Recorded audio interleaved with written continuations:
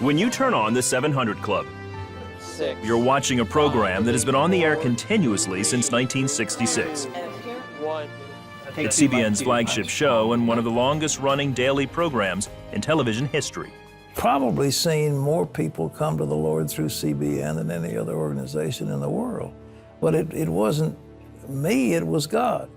It was an unbelievable leap of faith for a man who didn't own a TV set to jump into telecommunications in 1961. I didn't have any money, but a lot of faith, I suppose. So I got an appointment with David Sarnoff, who was then chairman of the board of RCA, and told him that we needed some help and that we wanted to buy some equipment from him. Well, he looked at me and he said, "You don't sound like much of a buyer to me." Undaunted by skepticism, Pat bought the equipment he needed from RCA, parent company of NBC, to get the transmitter and camera working. 52 years ago, he switched on the transmitter, framed up the camera, and went on the air with his Bible in hand. The inaugural broadcast of the Christian Broadcasting Network made it to the end of the block, and from there, it never stopped. Over the decades, millions on every continent have responded to Christ as Pat speaks directly to viewers.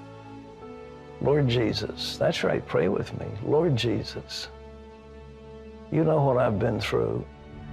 Today, CBN programming is seen in more than 100 nations around the world. Countries once completely closed to the gospel are now new frontiers. What began in Tidewater, Virginia is spanning the globe.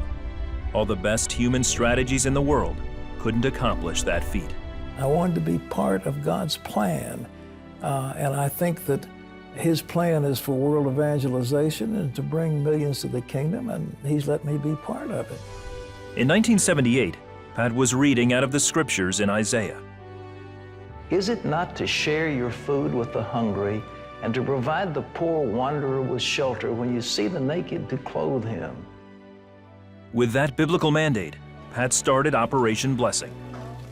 Early on, leaders like President Ronald Reagan took notice. Operation Blessing.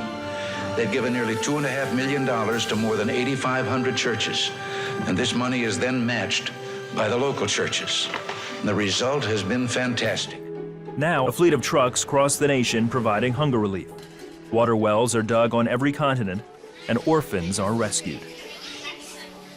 If a disaster strikes anywhere in the world, like Haiti's earthquake, the Indonesian tsunami, or Hurricane Katrina and Sandy, Operation Blessing is there with emergency relief. Operation Blessing is helping the poor and the needy. We distribute about 100 million pounds of food and supplies to the inner cities of America every year.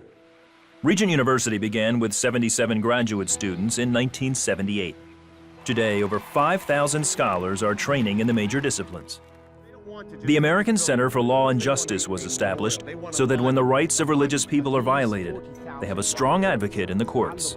The American Center for Law and Justice is straightforward. We defend liberty and freedom. And when you defend liberty and freedom and take it as a mandate from God, it's something you do with excellence. And what we do is defend the rights of religious people to engage in free speech, to share their faith in the United States and around the world. Dee Dee Robertson stands in amazement of it all. I have seen more than I ever dreamed I would see. I have done more than I ever dreamed I would do. And it's just been a very exciting life. And working for the Lord is an exciting thing to do. Following His leading and doing the things that He wants you to do. I think perhaps more than anything, though, are the numbers of people who have come to the Lord. What I'm doing now is of great importance, which is preaching the gospel.